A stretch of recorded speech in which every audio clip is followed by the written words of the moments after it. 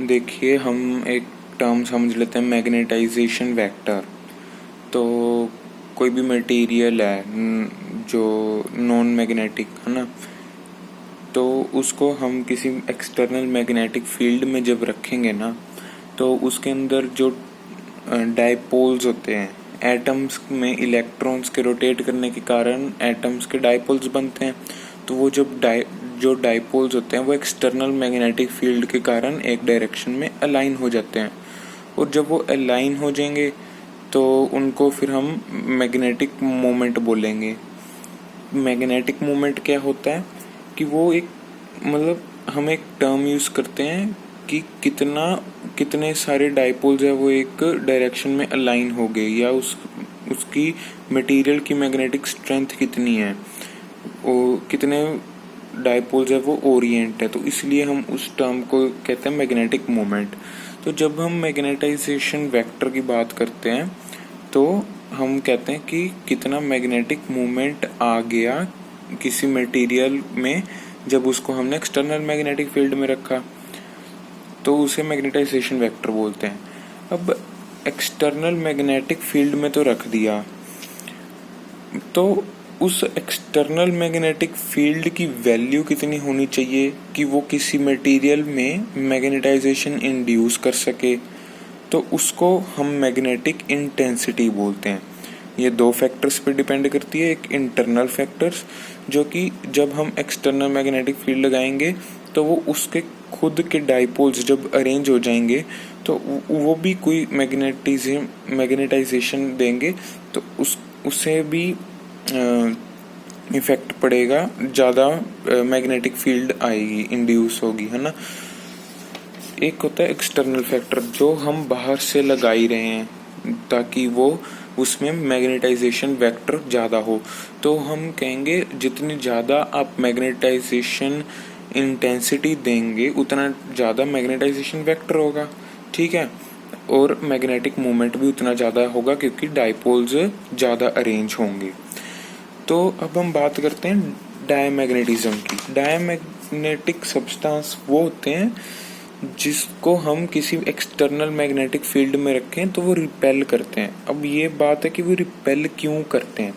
देखो, कोई भी सब्सटेंस अगर हम बात करें, अगर उस पर मैग्नेटिक फील्ड लगती है तो दो फैक्टर्स आते हैं।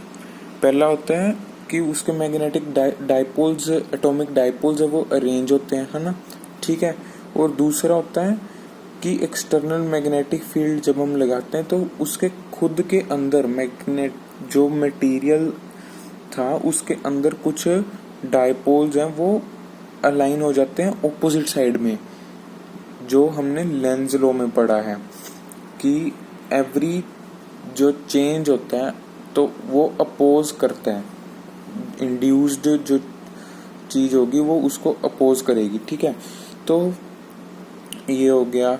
अब ये दो फैक्टर्स आएंगे, तो जब हम डायमैग्नेटिक सब्सटेंस के आसपास जब हम एक्सटर्नल मैग्नेटिक फील्ड लगाएंगे ना, तो उसमें देखो डायमैग्नेटिक सब्सटेंस के अंदर नेट मैग्नेटिक मोमेंट जीरो होता है, एटॉमिक डाइपोल्स ही नहीं होते हैं, ठीक है, क्योंकि रैंडम अरेंजमेंट इतनी ज़्यादा होती है कि उसमें नेट मैग्नेटिक मोमेंट हम जीरो मानते हैं, एटॉमिक डाइपोल्स भी नहीं होते। तो पहला फैक्टर तो क्रॉस हो गया, क्योंकि डाइपोल्स ही नहीं है तो अरेंज क्या होंगे, ठीक है। अब अरेंज नहीं होंगे तो देखो दूसरा फैक्टर अप्लाई हो जाएगा। जब हम एक्सटर्नल मैग्नेटिक फील्ड लगाएंगे उसके जिस डायरेक्शन में हमने मैग्नेटिक फील्ड लगाई है उसके ऑपोजिट डायरेक्शन में कुछ डाइपोल्स आ जाएंगे, इंड्यूस्ड डाइपोल्स। तो उसके कारण क्या होगा, वो रिपेल हो जाएगा, अट्रैक्ट होने की बजाय वो सब्सटेंस है वो रिपेल हो जाएगा, ठीक है।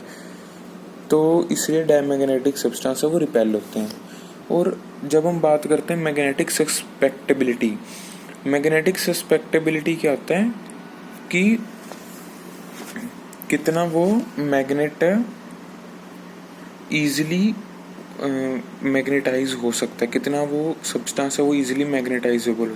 अब जो डायमैग्नेटिक सब्सटेंस है वो तो मैग्नेटाइज हो ही नहीं सकते, तो उसका तभी मैग्नेटिक सस्पेक्टेबिलिटी नेगेटिव में होता है, उसको हम कर ही नहीं सकते। ठीक है।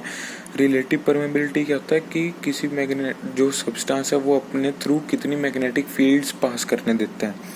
अब ऑपोजिट डायरेक्शन में अगर इंड्यूस्ड मैग्नेटिक फील्ड है तो वो अपने अंदर से क्यों पास करवाने देगा एक्सटर्नल मैग्नेटिक फील्ड लाइंस को, तो इसलिए जो ये लेस देन 1 होता है। ठीक है।